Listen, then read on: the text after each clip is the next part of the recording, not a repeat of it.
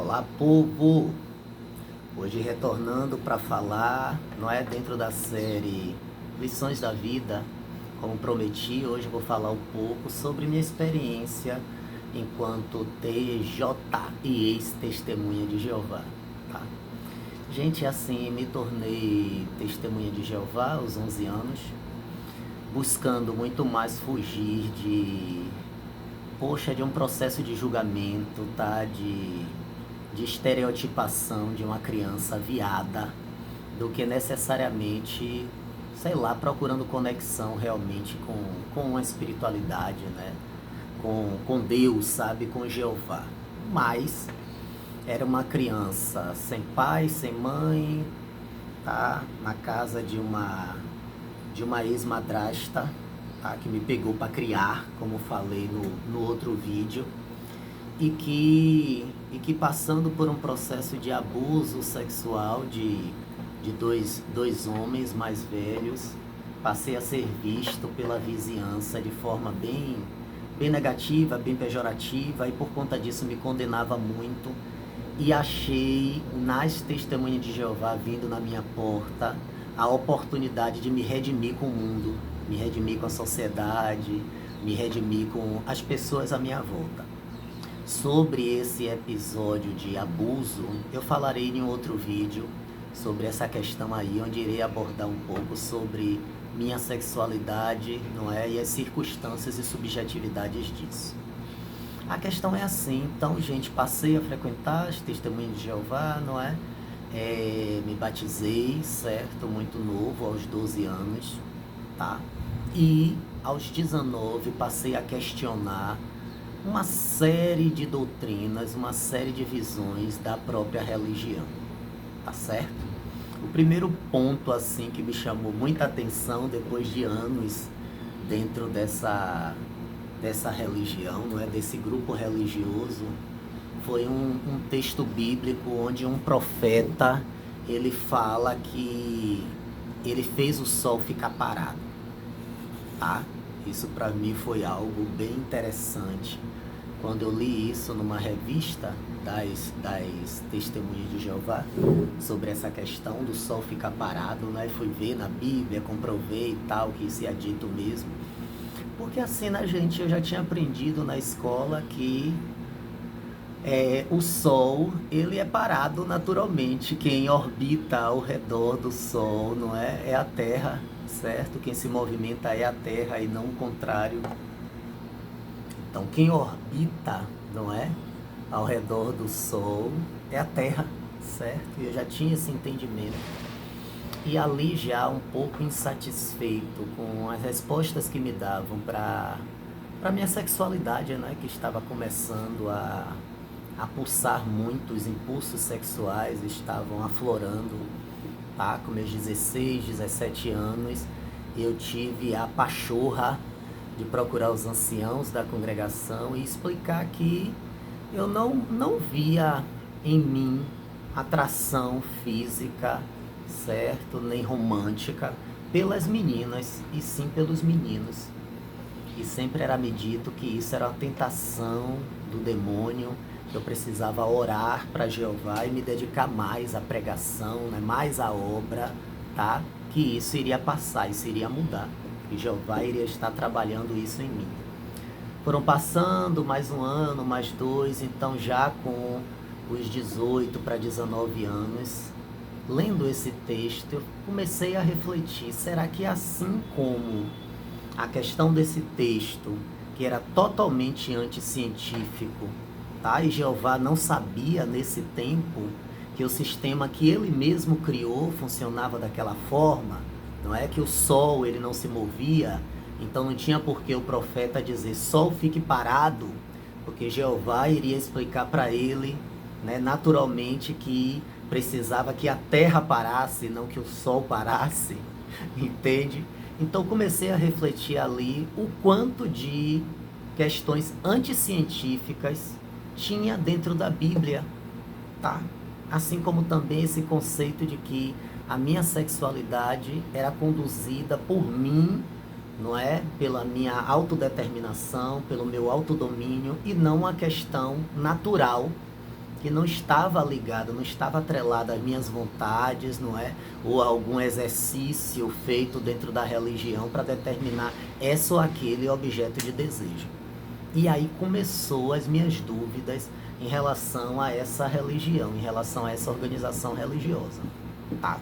Passei também a questionar, não é, que pessoas tinham que ficar subindo e descendo horas e horas, indo até outras, até a casa de outras, prestar cursos bíblicos, não é, falar sobre aquela religião através das suas publicações sem ganhar nada. E isso passou a me incomodar um pouco, principalmente quando eu vinha descobrir que certos líderes, não é, certos diretores da religião viviam muito bem, tá? De uma forma muito confortável, e que não era exigido a eles esse sacrifício como da maioria dos membros. E aí foi uma enxurrada de coisas que eu fui desenvolvendo e refletindo e analisando que eu não coadunava.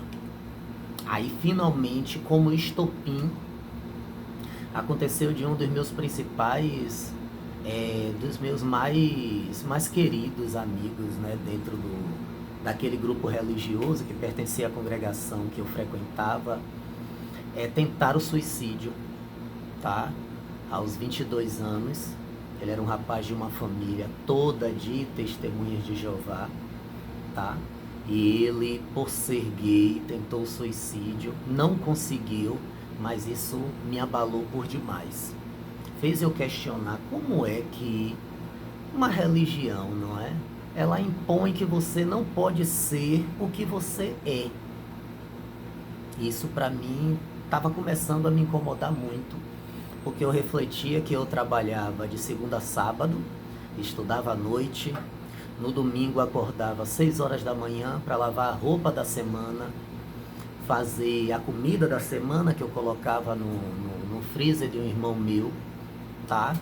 E passar o restante do domingo pregando, voltava para casa meio-dia, 1h da tarde, comia, ia à tarde para a congregação e só retornava para casa à noite. Nisso se resumia a minha vida, tá? E eu ficava me perguntando como é que eu preciso fazer ainda mais para que Jeová faça um trabalho na minha natureza, para que ao invés de eu sentir atratividade por meninos, eu passe a sentir esse mesmo atrativo por meninas. E o tempo ia passando e isso não acontecia. E aí quando vi essa situação com esse jovem que tinha uma família toda de testemunhas de Jeová tentar o suicídio por conta de não aceitar a sua situação, né, a sua condição sexual, isso me afetou por demais. E eu parei a refletir se o problema não estava na religião e não nas pessoas que não se adequavam às suas doutrinas, né, aos seus princípios. E aí, com esse escrutínio também da Bíblia, não é, dessa questão do sol fica parado, não é? A questão também de avaliar que foi a Eva que no final era condenada por Deus, né? E aí o seu parto, né, o seu ter filhos, foi aumentada a sua dor 1000 vezes em dores de parto, etc. E que ela teria que ficar na mercê do Adão, depender do Adão e tudo mais. E com isso, com o tempo, a congregação cristã, o apóstolo Paulo dizia que a mulher tinha que ficar calada dentro da congregação, porque o homem era o cabeça da mulher. E aquilo já me afetava de forma muito negativa, porque eu refletia o quanto de sofrimento a minha mãe teve, tá?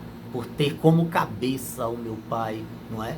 Nessa sociedade machista, que já impõe às mulheres um processo de violência terrível no seu dia a dia e muito reforçado justamente por conta dessa construção cultural que a religião cristã trouxe sobre nossas vidas. Então eu passei a refletir sobre tudo isso e com isso vim aos poucos enfraquecer dentro de mim o conceito das testemunhas de Jeová como grupo religioso que trazia a verdade, não é? Porque um dos componentes principais da doutrina desse grupo religioso é se ver como o único verdadeiro no mundo. Todas as outras religiões do mundo são falsas, inclusive as outras religiões cristãs, né? Que acreditam em Jesus Cristo como Filho de Deus, ou como partícipe da divindade, como parte de Deus, certo? Que acreditam na Bíblia e tudo mais. Para elas, para o grupo religioso Testemunha de Jeová, todas essas outras igrejas cristãs, elas estão apartadas de Deus, elas estão erradas na sua interpretação da Bíblia. Só as Testemunhas de Jeová têm a verdade da Bíblia. E as outras não cristãs, aí então, estão erradas mesmo, porque estão todas cultuando demônios, não é? E não o Deus verdadeiro, que é o Deus bíblico, tá? Aí foi por isso que eu deixei de ser testemunha de Jeová ainda no final da minha adolescência, com 20 anos, tá bom? Busquei ser sucinto e ao mesmo tempo despertar em vocês alguns outros questionamentos, tá? Bota aqui embaixo nos comentários. Não esquece de curtir o vídeo, por favor, tá? E para você que ficou aí com alguma dúvida, ficou aí com algum questionamento ou com alguma curiosidade sobre essa experiência que eu trago da minha vida, coloca aqui embaixo, que aí eu faço um outro vídeo respondendo vocês, tá bom? Beleza, povo? Abraço!